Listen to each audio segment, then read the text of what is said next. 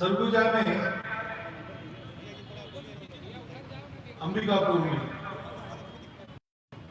सरसंघ चालक के नाते दूसरी बार संघ का अधिकारी आया है।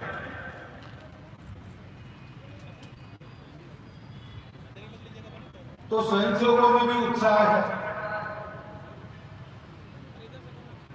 और समाज में उत्सुकता है।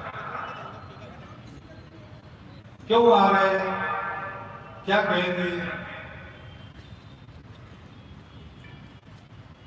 और तरह तरह की बातें लोग करते हैं। उत्साह के कारण स्वयंसेवकों की भी संख्या बढ़ी है। पिछले सालों में बहुत सारी नई भर्ती भी संघ में हुई है।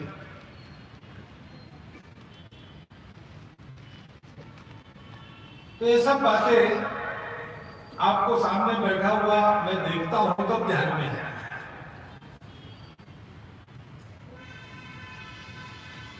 इसलिए संघ के बारे में ही थोड़ी जानकारी मैं आपको दूं कि अच्छा रहेगा।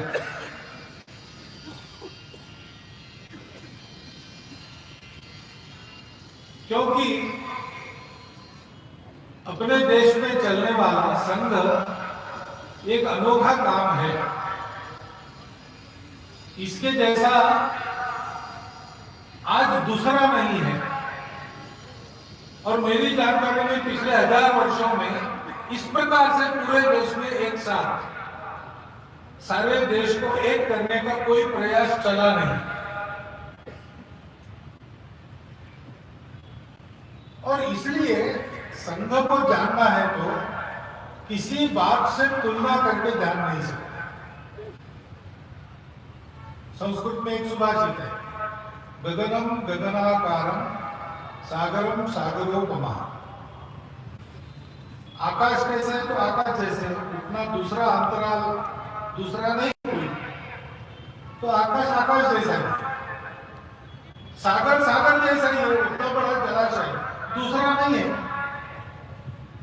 राम रावण योग युद्धम राम रावण योगी। राम रावण का युद्ध कैसे हुआ, उसके जैसा दूसरा उसके बाद नहीं हुआ, उसके पहले भी नहीं हुआ, तो उसके जैसा वही है। इसे संघों को काम, संघ का काम अगर समझना है तो तुलना करके काम नहीं चलता। गलतफहमी होने की संभावना ज्यादा है। अब आपने देखा कि इतने सारे लोग चलकर यहाँ आए, स्वयंसेवक हमारे गणवेश में नित्य ऐसे कार्यक्रम होते रहते हैं, पथ संचलन होता है, उनके पास दंड है तो लाठी लाठी उधर सीखते हैं।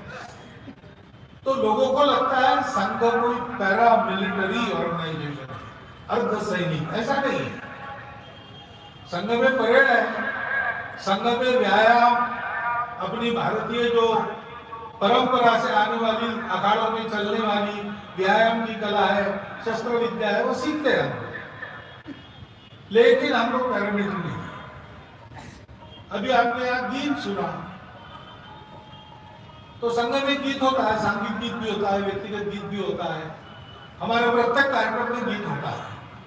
लेकिन संघ कोई अखिल भारतीय संगीतशाला नहीं है, अखिल भारतीय व्यायामशाला भी नहीं। संघ में कबड्डी खूब लोकप्रिय है, बहुत होती है, लेकिन संघ कोई कबड्डी क्लब नहीं है। संघ के स्वयंसेवक कितने सारे काम कर रहे हैं आज, राजनीति से लेकर तो कला क्रीड़ा के क्षेत्र तक सर्वत्र संघ के स्वयंसेवक सक्रिय है। पहले से जो संगठन चलते थे उसमें सक्रिय हुए अथवा अपना संगठन बनाया, ऐसा उन्होंने किया है। लेकिन संघ इसमें से किसी क्षेत्र से संघ के नाते नहीं जुड़ा।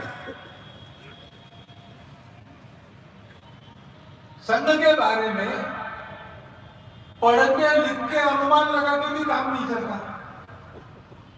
क्योंकि आखिर पढ़ लिख कर भी समझते तो अपनी बुद्धि से है, और अपनी अपनी बुद्धि से एक ही चीज को देखते हैं तो वो हमको अलग अलग प्रकार की लगती है।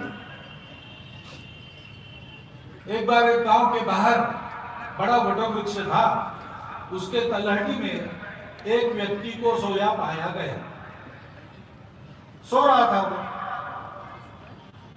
तो सुबह सुबह सूरज उगते समय वहां सोए हुए व्यक्ति को गांव में चोरी करके बाहर आए एक चोर ने देखा और उसने मन में सोचा कि हाँ, तू आया था क्या मेरे पहले यहाँ डल्ला मारने के लिए, लेकिन मैंने कर लिया तेरा काम, अब तेरे को तो वापस जाना पड़ेगा, जगह वगैरह नहीं। उसने समझा कि ये भी कोई चोरी है क्योंकि वो स्वयं चोर था। फिर एक पास वाले राज्य का गुप्तचर खुफिया आदमी, वो अपना काम पूरा करके सीमा के पास वो गांव था वहां से गुजर रहा था, उसने इसको ध्यान से देखा और कहा, वाह अच्छा सॉन्ग रचा है तुमने, लेकिन मैं जानता हूं तुम भी किसी राज्य के गुप्तचर हो, चलो मैं तुमको जगाता नहीं, तुमको तुम्हारे हाल पर छोड़ देता हूं, लेकिन अगली बार आऊंगा तो तुमको देखते रहूंगा, कहीं तुम मिल जाते हो तो तुम्हारा पता लगाऊंगा। वो स्वयं गुप्तचर था और उसने इसको गुप्तचर समझा। एक पिया हुआ आदमी गांव के बाहर आया और देखा उसने कि वाह महाराज, अगर सहन नहीं होते तो पीती क्यों हो, हम भी पीते हैं, लेकिन अपने दो पैरों पर लड़खड़ाते क्यों ना हो, चल तो रहे, तुमको तो बिल्कुल दूध अच्छा हो गया, तुमको पेड़ मिल गया, नहीं तो किसी गटर में पड़ जाता। वो स्वयं शराबी था, उसने इसको शराबी समझ लिया। और एक सन्यासी परिक्रमा करने वाला उस रास्ते से जा रहा था, उसने उसको देखा तो उसने कहा कि ये कोई योगी महात्मा है, योग निद्रा में सोया है, वो सोया हुआ दिखता है लेकिन अंतर्यामी जागृत है, एक बड़ा पहुंचा हुआ व्यक्ति होगा ये, इसलिए उसने उसको नमस्कार किया और आगे चला।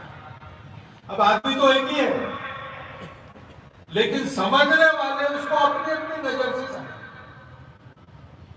संघ के बारे में भी ऐसे होता है।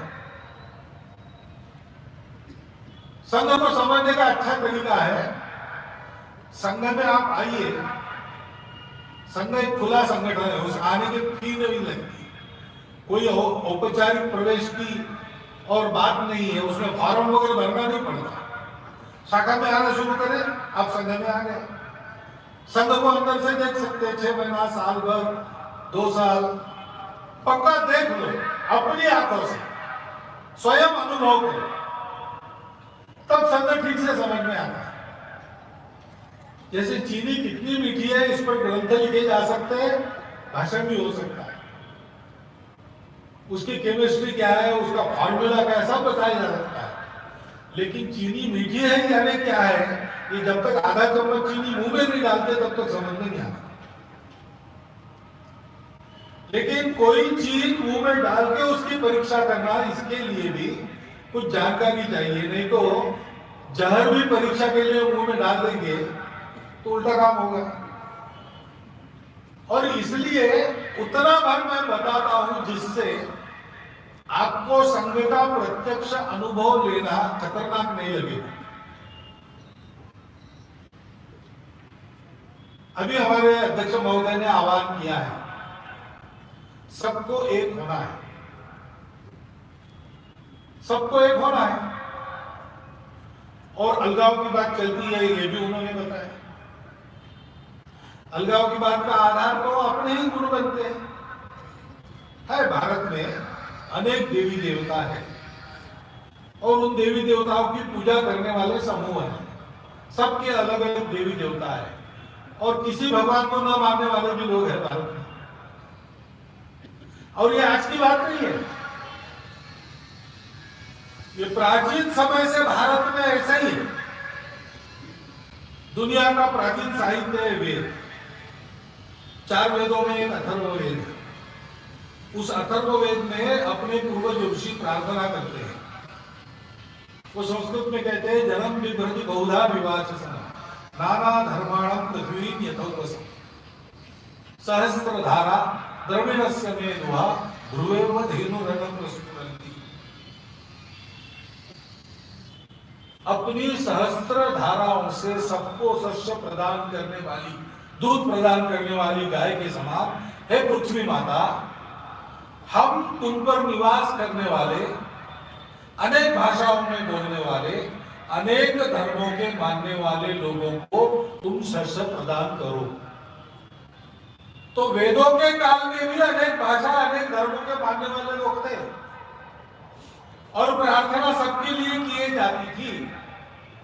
हमारी सब प्रार्थनाएं तो सबके लिए है ना, हम तो भारत तक मर्यादित भी नहीं है। हम कहते हैं अयम निजः परो वेति गणनाम लघु चेतसा, ये मेरा ये तुम्हारा करके आपस में झगड़ा छोटी बुद्धि वाले लोग करते हैं। उदार चरिता नाम तो वसुधैव कुटुंबकम्, उदार चरित्र लोग कैसे होते हैं, सारी पृथ्वी को अपना कुटुंब मानते हैं। हम ऐसे लोग हैं, लेकिन हमारी में विविधता है, ये हमारा वैशिष्ट्य है। जिसके साम्राज्य पर कभी सूर्यास्त नहीं होता था, ऐसा एक इंग्लैंड नाम का देश है। एक सिरे से निकली कार में बैठ के तो शाम तक दूसरे सिरे तक पहुंच जाती, इतना छोटा सा देश है, उतनी ही जनसंख्या, एक ही भाषा चलती है अंग्रेजी। पहले 4 थी, उसको उन्होंने एक बना लिया, उसके आधार पर अपना राष्ट्र करा। अमेरिका में भाषाएं हैं, स्पेनिश भाषा है, अंग्रेजी भाषा है, वहां के स्थानीय रेड इंडियन लोग जो अभी बहुत मुट्ठी भर बचे उनकी भाषाएं हैं। लेकिन वो लोग कहते हैं कि हमारे अर्थ की व्यवस्था हमारी एक है, व्यापारिक हित हमारे देश का सर्वोच्च है, उसके आधार पर हमें। अरबस्तान में बिखरे हुए कबीले थे, उनको एक पंथ संप्रदाय के नाम पर एक किया गया। सारा अरबस्तान अलग अलग कबीले वंश आज भी है, रोटी बेटी आपस में होती नहीं, परंतु सब लोग इस्लाम को मानने वाले हैं। जब तक इस्लाम है तब तक अरबस्तान ही। हमारे देश में क्या है, न पूजा एक है, न भाषा एक है, ऊपर से जात पात है, खान पान रीति रिवाज 1000 प्रकार के।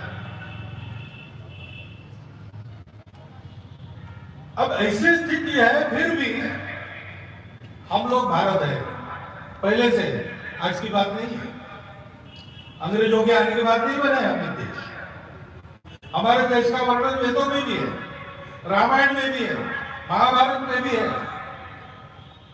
आक्रमण काल में गुरु नानक देव जी से लेकर शंकर देव जी तक, पूरब से पश्चिम, उत्तर से दक्षिण, हमारे सारे कवियों ने, संतों ने, सब ने पूरे भारत की महिमा गाई। इन विविधताओं के बावजूद हम एक देश है, हम एक राष्ट्र है, प्राचीन समय से है। राजा बदलते रहे, बाहर से आक्रामक आए, उन्होंने भी कभी कभी राज किया, लेकिन हम वही भारत रहे। हम आज भी वही भारत है जो सनातन काल से चलता आया है। हमारे कपड़े बदले, रहन सहन बदल गए, ज्ञान बदला, बढ़ गया। ये सारे जो बदल सृष्टि में होते हैं हमारे भी हुए, लेकिन इन कपड़ों के अंदर, इन बदली हुई पक्के घरों के बस्तियों के बीच में, आज के वातावरण में, आज के ज्ञान में भी सारी दुनिया से स्पर्धा करने वाले आप वही प्राचीन काल से जंगलों में, खेतों में रहने वाले हमारे पूर्वज ऋषि मुनियों के वंशज हैं। हम सब के पूर्वज समान। आज का विज्ञान डीएनए मैपिंग के बाद कहता है, आज हमको कुछ भी लगे हम एक है कि नहीं, हम अलग अलग है, हम ऐसा है वैसा, कुछ भी कहे, विज्ञान कहता है 40,000 वर्ष पहले से जो अखंड भारत था, काबुल के पश्चिम से चिंगलिन नदी की पूरब तक और तिब्बत के उत्तर की ढलान से, यानी चीन की तरफ की ढलान से श्रीलंका के दक्षिण तक जो मानव समूह आज है, उन सबका डीएनए 40,000 वर्षों से समान डीएनए है। यानी तब से कम हमारे पूर्वज समान है। और हमको उन पूर्वजों ने यही सिखाया कि अपनी अपनी पूजा है, उस पर पक्के रहो, अपनी अपनी भाषा है, उसमें बोलो, उस भाषा का विकास करो। अपना अपना खान पान रीति रिवाज, अब हम जहाँ रहते वहां के भूगोल के लिए उचित खान पान है, उस पर भी पक्के रहो। अपनी अपनी आकांक्षाओं की उसको पूरा करो, लेकिन सबकी पूजाओं का आदर करो। सबकी पूजा उतनी ही सत्य है जितनी मेरी सत्य है, ऐसा स्वीकार करो। किसी की पूजा को बदलने का प्रयास मत करो। खुद होके कोई बदलना चाहता बात अलग है, लेकिन जैसे अभी भी सुप्रीम कोर्ट कहता है ना, जोर जबरदस्ती से नहीं होना चाहिए, आवश्यकता नहीं है। जो तो मत, सब रास्ते निकलते एक ही जगह जाते, अपने अपने रास्ते से चलो, सबके रास्तों का सम्मान करो। सबका खान पान रीति रिवाज है, जहां जाओगे वहां के खान पान का आनंद लो। घर में आओगे अपना खान पान नहीं, सबसे प्रिय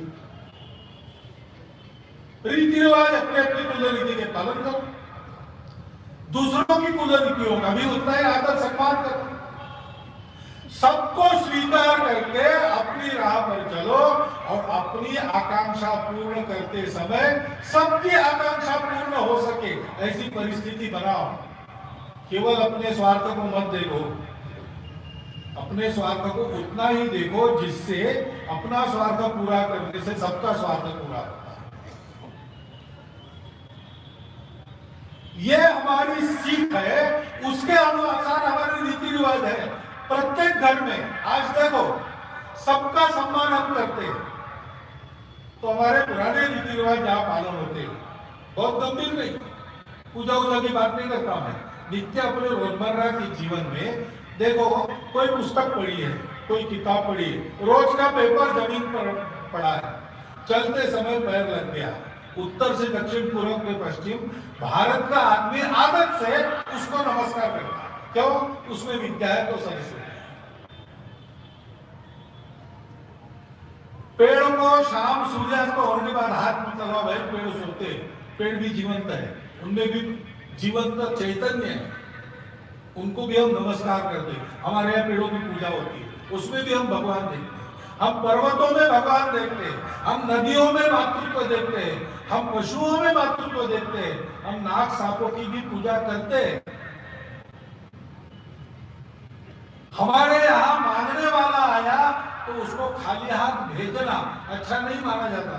मुट्ठी भर के घर में जो है उसको दे देंगे, कुछ नहीं तो एक पैसा ही देंगे, और देंगे तो बच्चे के हाथ से देंगे। वो बच्चा कहेगा बड़ा होके कि मुझे आदत ये लगी है, मेरे घर में जो रखा है वो केवल मेरा या मेरे अपनों का नहीं है, समाज का कोई अपरिचित व्यक्ति भी जरूरतमंद है, चाहे उसकी जरूरत मैं पूरा ना कर सकूं, लेकिन जितना मैं कर सकता हूं उतना करना मेरा काम है। उत्तर दक्षिण पूर्व पश्चिम भारत में सब जातियों में, सब पंथ संप्रदायों में, सब भाषाओं के बोलने वालों में, सब राजनीतिक विचारधाराओं के लोगों में ये बातें समान है। ये हमको जोड़ने वाली पीढ़ी दर पीढ़ी चलती आई हुई हमारी संस्कृति है, वो हम सबकी एक है। और हम सब लोग कितने भी आपस में लड़े, अगर भारत पर संकट आए तो हम अपने झगड़े भूल जाते हैं। आज भी सब भूलकर संकट के प्रतिकार में ही इकट्ठा हो जाते हैं।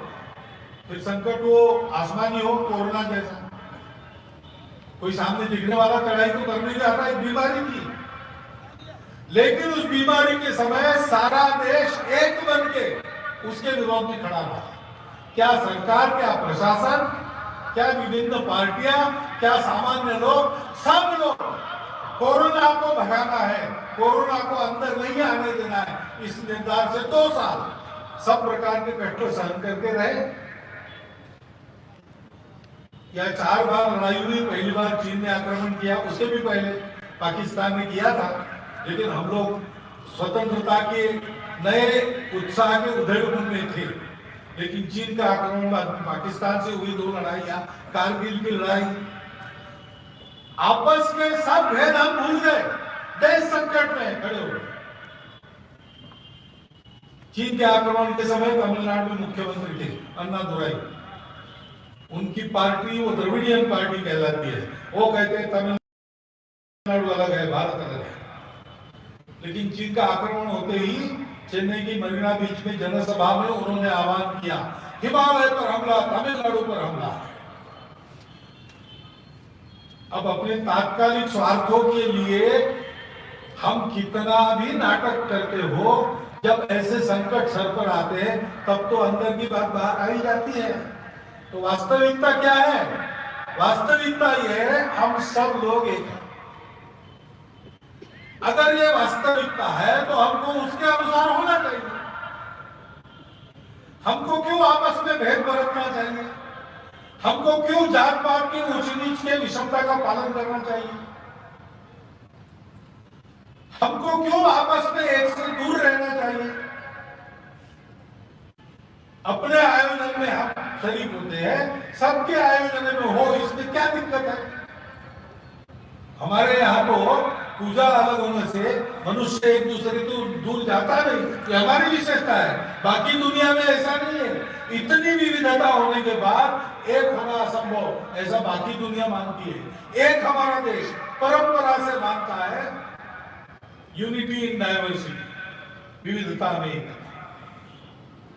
और आगे चल के ये कहता है कि एकता की ही सारी विविधता है, सब में एक। हमको इसका आचरण करना पड़ेगा। भारत को बड़ा करना है, सबसे ऊंची विजय पताका लेकर अगर हिमालय को खड़ा करना है तो हमको इस आचरण पर आना पड़ेगा। ये बुद्धि से हम सबको समझ में आता है, मन को भी अच्छा लगता है, लेकिन करने जाते हैं तब आदत आड़ी आती है। बात सत्य की नहीं है, सत्य तो यही है, क्योंकि हर बार वो प्रकट होता है, उसका समय आते ही सर पे चढ़ के बोलता है। हिंदू हिंदू कहते, हिंदू इसी को कहते। हम तो 1925 से कह रहे हैं, इसलिए भारत के सब लोग हिंदू हैं। जो भारत को अपनी माता मानता है, मातृभूमि मानता है, जो भारत की इस विविधता में एकता वाली संस्कृति को जीना चाहता है, उसके लिए प्रयास करता है। वो पूजा किसी की करे या न करे, भाषा कोई बोले, खान पान रीति रिवाज कोई हो, वेशभूषा कोई हो, विचारधारा कोई हो, लेकिन वो सब हिंदू है। क्योंकि एकमात्र हिंदुत्व नाम का विचार दुनिया में ऐसा है जो विविधताओं को एक करना संभव है मानता है। उसने इन सब विविधताओं को हजारों वर्षों से भारत की भूमि में एक साथ चलाया है। यह सत्य है। उस सत्य को संघ बोलता है, डंकी की चोट पर बोलता है। उसके आधार पर हमें खो सकते हैं। संघ शुरू हुआ तब इस विचार की मान्यता नहीं थी, संघ के पास कुछ नहीं था। आज एक आसिंदु हिमाचल भारतव्यापी संगठन बना है और बढ़ते चले जा रहा है, और पूरे समाज को संगठित बनाएगा तभी इसका काम रुकेगा। लेकिन ये काम क्या है? इस विचार के अनुसार आचरण की आदत बनाना, इस विचार के अनुसार प्रत्येक मनुष्य का व्यक्तिगत और राष्ट्रीय चारित्र्य बनाना, उसके लिए आदत डालना। आदत डालने का काम संघ है। इसलिए रोज आना पड़ता है शाखा में, 1 घंटा शाखा में आ। किस बात की आदत डालनी है? हम सब भारतवासियों की एकता की आदत डालनी है। उसके लिए इस मातृभूमि के स्तवन, स्तोत्र, इसके गीत गाने हैं, इसकी स्तुति करनी है, इसकी भक्ति करनी है। इतिहास के उतार चढ़ावों में यह समाज कैसे जिया, इसके कौन कौन महापुरुष हो गए, कौन कौन ऐसे रहे जिन्होंने अपने पराक्रम से, अपने परिश्रम से इस मातृभूमि को सुरक्षित रखा, इसकी संस्कृति को संवर्धित किया, उनकी कहानियां। स्वतंत्रता का अमृत महोत्सव चल रहा है। प्रत्येक जिले में हमारे संसद खोज खोज के सूचियां बना रहे, जिन्होंने देश के लिए बलिदान किया, परिश्रम किया, प्राणार्पण किया। उनके लिए कार्यक्रम कर रहे हैं, क्योंकि वो पूर्वज हमारे समान पूर्वज है, वो हम सबके हैं और हम सबके लिए वो आदर्श है। उनके जैसा हमारा जीवन बनना चाहिए, इसके लिए हम परिश्रम करें और देश के लिए कुछ करना है तो गुण चाहिए, सबको साथ जोड़ने का गुण चाहिए, सबको साथ चलाने का गुण चाहिए, सबको अपना मानकर विचार करने की आदत चाहिए। हम सब लोग किसी प्रांत के रहने वाले, किसी भाषा के बोलने वाले, किसी न किसी भगवान की पूजा करने वाले, अपना अपना खान पान रीति रिवाज घर में रखने वाले हैं। ऐसे हम सब है तो भी हम विचार करते पूरे भारत का, पूरे भारत को अपना मानकर चलते। हमारा स्वार्थ हमेशा भारत के स्वार्थ से छोटा रहे, ये विचार करने की, वैसा व्यवहार करने की आदत करते हैं। शाखा में जो आता है उसकी न जात पूछते, न पाप पूछते, न उसका धर्म पूछते, कुछ नहीं पूछते। वो अपना है, उसके साथ मातृभूमि में, मातृभूमि की धूल में खेल खेल के लोटपोट हो जाते, घर में आना जाना रहते, आपस में भाईचारा जैसा भाइयों का रहता है वैसा हमारा रहता है। ये जीवन हम देखते हैं, सीखते हैं, स्वयं वैसा करते हैं। इसका अभ्यास 1 घंटा बाहर की सारी बातें भूलकर रोज करते, उसका नाम राष्ट्रीय संसद है। क्योंकि दूसरा उपाय नहीं है, क्योंकि ये सारी बातें समझ में तो आती है, स्वीकार भी होती है, लेकिन करनी है तो हजारों वर्षों के अधपतन के काल में हमारी जो आदतें बिगड़ गई उनको ठीक करना होगा, सही आदतें लानी होगी। और कुछ नहीं चाहिए संघ को, संघ और कुछ नहीं चाहता। तेरा वैभव अमर रहे मां, अमर जी विचार रहे ना। संघ का अपना कोई स्वार्थ नहीं है, संघ को किसी प्रकार की लोकप्रियता नहीं चाहिए। आज हमारे स्वयंसेवकों के किए हुए कार्यों के कारण सारा समाज हमको एक विश्वास के दृष्टि से देखता है। संघ के खिलाफ भड़काने के प्रयास जारी होने के बावजूद वो अब अयशस्वी होते हैं, समाज हमारे साथ आता है। ये आज की स्थिति है, लेकिन जब संघ शुरू हुआ तब कोई नहीं था, विचार भी मान्य नहीं था, कड़ा विरोध था। उसके बावजूद इसी विचार को लेकर, इसी कार्य पद्धति को लेकर हम काम करते रहे।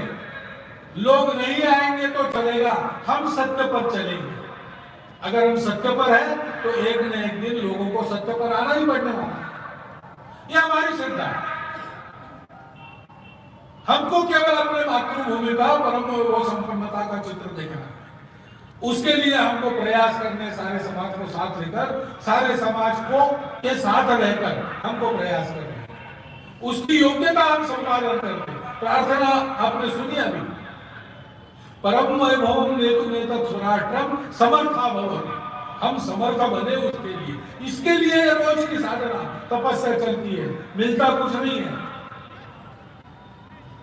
संघ के स्वयंसेवक इतना परिश्रम करते हैं, अनेक प्रसंगों में प्राण तक दे देते हैं, उनको कोई धन्यवाद भी नहीं कहता। और ज्यादा क्यों नहीं किया ऐसा पूछते, तन समर्पित, मन समर्पित और यह जीवन समर्पित। फिर भी उसके भी मन में इच्छा क्या है, चाहता हूं देश की धरती तुझे कुछ और भी। यह भाव लेकर संघ के स्वयंसेवकों की यह साधना चली। ये सारे कार्यक्रम, प्रदर्शन, ऐसा जाहिर समारंभ किस लिए हम करते हैं? संघ को बढ़ाने के लिए करते हैं, लेकिन संघ को क्यों बढ़ाना है? हमको समाज में अपना प्रभाव उत्पन्न नहीं करना है, सारे समाज को ही हमको संगठित और प्रभावी समाज सत्य के आधार पर बनाना है। सत्य के आधार पर समाज जुड़ेगा, चिरकाल तक जुड़ा रहेगा। स्वार्थ के आधार पर जुड़ेगा तो बार बार टूटेगा। और इसलिए जो सत्य की अनुभूति हमारी है, भारतवर्ष के एकता की, उस एकता के आधार हिंदुत्व की, उसको निर्भयता पूर्वक अपने मन में रखते हुए, आचरण करते हुए, सबको उस आचरण की हम दीक्षा देते हैं। क्योंकि अपनी सारी विविधताओं का सम्मान रखते हुए, स्वीकार करते हुए, उनको बढ़ाते हुए हम सब लोगों की एकता का वो सूत्र है।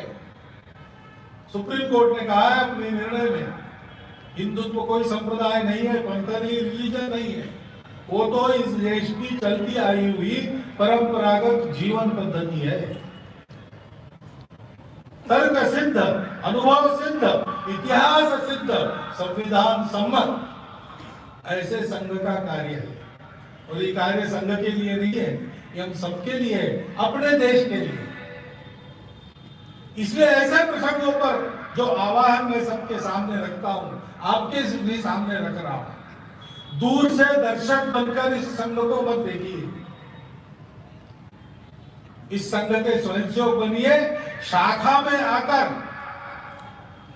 अपने व्यक्तित्व को देश के लिए उपयोगी व्यक्तित्व बनाइए और फिर आपकी रुचि क्षमता समय के अनुसार कोई भी काम चुनिए, उसमें प्रामाणिकता से, निस्वार्थ बुद्धि से, तन मन धन पूर्वक देश के लिए काम कीजिए। रोज 1 घंटे की साधना अपने को बनाने के लिए और समाज के हित के निस्वार्थ बुद्धि से काम को चुनकर उसमें अपना समय लगाना, ऐसा हम सबका जीवन बने। इसलिए आप भी सब संघ के स्वयंसेवक बनिए। हमारी मातृशक्ति जो है उसके लिए यही काम राष्ट्र सेविका समिति के नाम से चलता है, वो उनकी सेविकाएं बने और हम सब लोग मिलकर एक होकर अपनी अपनी विशिष्टता का सम्मान स्वीकार रखते हुए उसको आगे बढ़ाते हुए अपने संपूर्ण देश को एक वैभव संपन्न, सामर्थ्य संपन्न, संपूर्ण विश्व को नए जीवन की राह दिखाने वाला राष्ट्र ऐसा बनाए। इसलिए इस जन्म का जो अवसर हमको मिला है वो उसके लिए हम खर्चा करें। अध्यक्ष महोदय जी ने बताया कि हमारे देश के सारे धर्म इसी बात का उपदेश करते हैं, ये बात बिल्कुल सही है। हमारे देश के सारी पूजा पद्धतियां शुरू एक बात से होती है कि सब में पवित्रता है, ईश्वर है, भगवान जो भी आप कहते हो वो सब में है, उसी से सब बना है। बाकी सब अलग अलग होता है, बीच में कर्मकांड अलग, दर्शन अलग, और अंत में वो कहते हैं कि आचरण कैसे करना है। वही बात, प्रेम से रहो, सेवा करो, सबका उपदेश है। मनुष्य अलग अलग होता है, उसकी नजर अलग होती है, पृष्ठभूमि अलग होती है और इसलिए वो देखता अलग अलग है, लेकिन होता एक ही है। यही हमारा भारत है। उस भारत को बड़ा करने के लिए संघ का काम है। उसके स्वयंसेवक कार्यकर्ता बनकर आप लोग काम कीजिए, ऐसा एक विनम्र आह्वान आपके सामने रखता हूं और मेरे 4 शब्द समाप्त करता हूं। लेकिन तालियां बजाने की पद्धति नहीं है हमारे संघ में, इतना ध्यान रखिए।